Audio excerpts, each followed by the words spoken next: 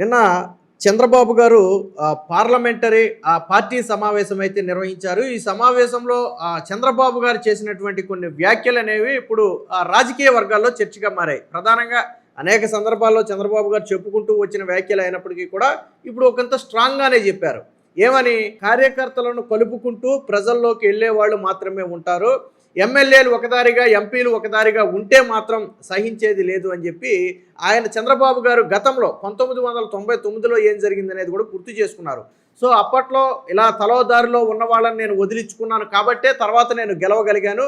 So అలాంటి పరిస్థితి మళ్ళీ ఇప్పుడు తీసుకురావద్దు, కష్టపడి పనిచేసే వాళ్ళకు మాత్రమే ఆ పార్టీలో స్థానం ఉంటుందని చెప్పి చెప్పారు. అందరూ చాలా బేసిక్గా చంద్రబాబు గారు చెప్పింది ఒకటే, ప్రజల్లో ప్రభుత్వం మీద మంచి భావన ఉంది, కానీ కొంతమంది ఎమ్మెల్యేలు ఎంపీలు విధానాల వల్ల ప్రజల్లో వ్యతిరేకత ఏర్పడుతుంది.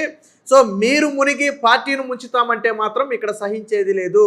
ఎంత పెద్ద వ్యక్తినైనా సరే పార్టీకి అవసరం లేదు, పార్టీతో కలవరు అనుకున్న మరుక్షణం పార్టీ నుంచి వదిలించుకోవడానికి నేను ఏమాత్రం వెనకాడను అని చెప్పి ఒక రకమైనటువంటి స్వీట్ వార్నింగ్ అనమాట. ఆ ఎమ్మెల్యేలు ఎంపీలు ఎవరైతే తెలుగుదేశం పార్టీలో ఉన్నారో వాళ్ళకి ఒక స్వీట్ వార్నింగ్ ఇచ్చారు. ఇక్కడ తెలుగుదేశం పార్టీలో కొద్దిగా ఇబ్బంది ఏమొచ్చిందంటే ఎమ్మెల్యేలు ఒకదారిగా ఎంపీలు ఒకదారిగా ఉంటున్నారు అనేది నిన్న చంద్రబాబు గారు చెప్పిన మాట. ఆయన స్పెసిఫిక్గా మెన్షన్ చేశారు. కొంతమంది ఎంపీలు మా దారి వేరు అన్నట్టుంటే కొంతమంది ఎమ్మెల్యేలు మా దారి వేరు అన్నట్టుంటున్నారు. బట్ అందరూ కలిసికట్టుగా ఉంటేనే మనం ముందుకు వెళ్ళగలం, కార్యకర్తలు వర్గాలుగా లేదా రెండు పార్టీలుగా విభజించే పరిస్థితి తీసుకురావద్దని చెప్పి నిన్న చంద్రబాబు గారు అయితే చెప్పడం జరిగింది. అయితే ఇదే మాట ఇప్పుడు కాదు, అనేక సందర్భాల్లో కూడా చంద్రబాబు గారు చెప్పుకుంటూనే వచ్చారు. పార్టీకి నష్టం కలిగించే వారిని నేను దూరం పెడతాను. మీరు ఇందులో చాలామంది ఏంటంటే మొన్న ఫస్ట్ టైం ఎమ్మెల్యేగా గెలిచిన వాళ్ళు ఉన్నారు. సో ముఖ్యంగా వాళ్ళకి కొంత అవగాహన రాహిత్యం వల్ల కొన్ని చిన్న చిన్న తప్పులు జరుగుతుండొచ్చు. బట్ నేను పదే పదే నేను చెబుతున్నాను, లోకేష్ చెబుతున్నారు, బట్ మీరు మారకపోతే మాత్రం మేము చేయగలిగేది ఏం లేదు. తప్పులు చేస్తున్నటువంటి తప్పులను ఎత్తి చూపే ప్రయత్నం చేస్తున్నాం, లేదా సరిదిద్దుకోమని చెప్తున్నాం.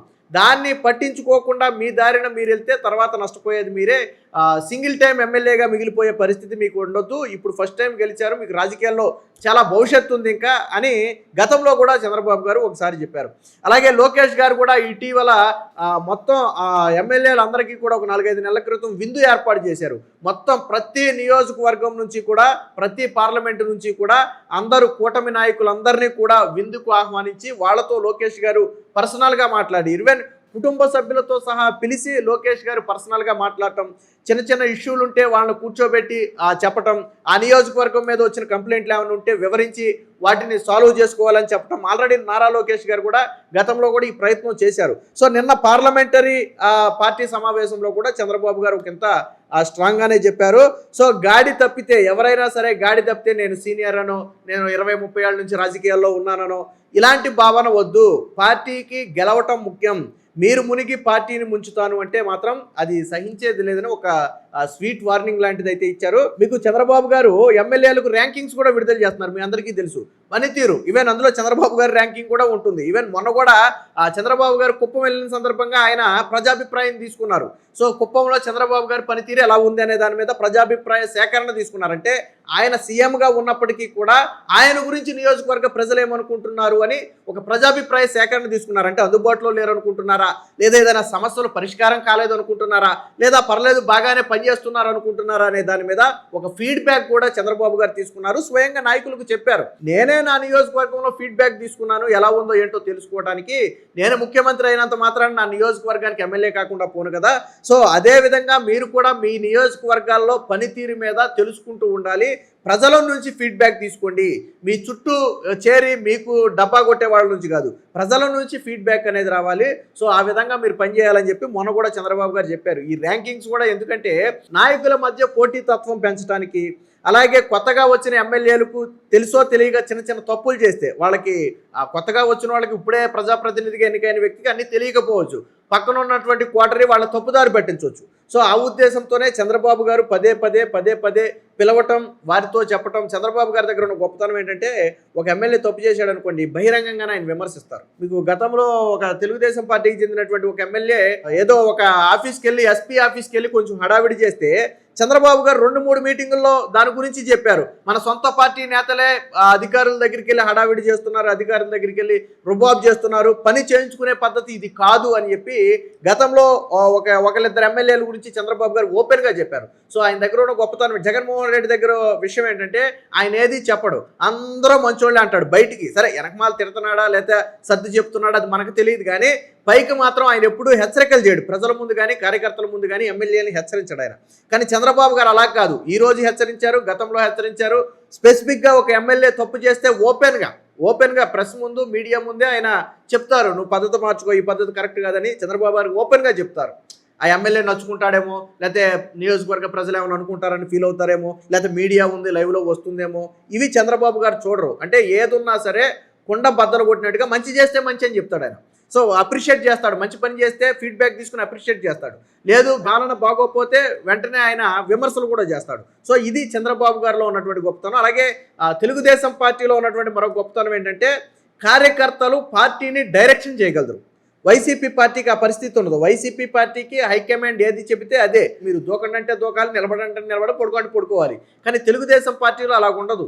విధానపరంగా నడుస్తున్నంత వరకు బాగానే ఉంటుంది. బట్ పార్టీలో ఎవరైనా ఎమ్మెల్యే గాడి తప్పినా, పార్టీ విధానాలు గాడు తప్పుతున్నాయని వీళ్ళు భావించిన ఓపెన్గానే చంద్రబాబు గారిని కావచ్చు, నారా లోకేష్ గారిని కావచ్చు ట్యాగ్ చేసి క్వశ్చన్ చేస్తారు. సో తెలుగుదేశం పార్టీ కూడా దాన్ని తీసుకుంటుంది. తెలుగుదేశం పార్టీ నినాదమే కార్యకర్తే అధినేత. ఈ రోజుకి అదే విధానం ఉంది. ఎంటైర్ నాకు తెలిసి ఏ రాజకీయ పార్టీలో కూడా ఒక కార్యకర్త పార్టీని డైరెక్షన్ చేసే పరిస్థితి లేదు, ఒక తెలుగుదేశం పార్టీలోనే ఉంది.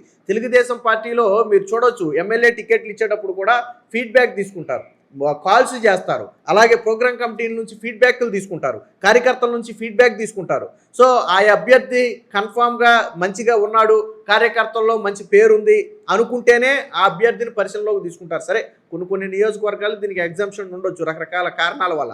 బట్ మెజారిటీ నియోజకవర్గాల్లో చంద్రబాబు గారు కూడా ఓపెన్గా అడిగారు, నేను ఎమ్మెల్యే టికెట్ ఇచ్చే ముందు మీకు ఫోన్ వచ్చిందా లేదా, మీరు కోరుకున్న అభ్యర్థిని నేను ఎమ్మెల్యేగా పెట్టానా లేదా అని చంద్రబాబు గారు కూడా ఓపెన్గా చెప్పారు. చంద్రబాబు గారు టెక్నాలజీని బాగా ఎక్కువ వాడతారు.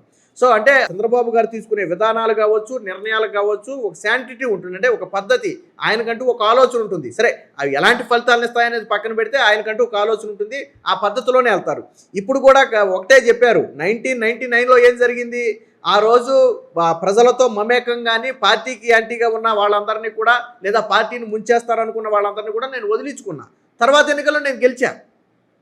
సో ఇప్పుడు కూడా అలాంటి పరిస్థితి తీసుకురావద్దు. మీరు కలిసికట్టుగా పనిచేయండి, ప్రజా సంక్షేమం కోసం పనిచేయండి. మంచి విషయం ఏంటంటే ప్రజల్లో చాలా పాజిటివ్ ఉంది ప్రభుత్వం మీద. 2 ఏళ్ల పాలన తర్వాత బహుశా పార్టీ సర్వే చేయించుకుని ఉంటుంది 100%. అటు వైసీపీ పార్టీ సర్వేలు చేయించుకుని ఉంటుంది, ఇటు తెలుగుదేశం పార్టీ సర్వే చేయించుకుని ఉంటుంది. సో చంద్రబాబు గారు బహుశా ఆ ఉద్దేశంతో చెప్పుకుంటారు, పార్టీ మీద చాలా మంచి ఒపీనియన్ ఉంది. కానీ ఆ ఒపీనియన్ని మీరు పోగొట్టి మీరు మునిగి పార్టీని ముంచుతానంటే మాత్రం కుదరదని చెప్పి నేను ఒక స్వీట్ వార్నింగ్ అయితే ఇచ్చారు.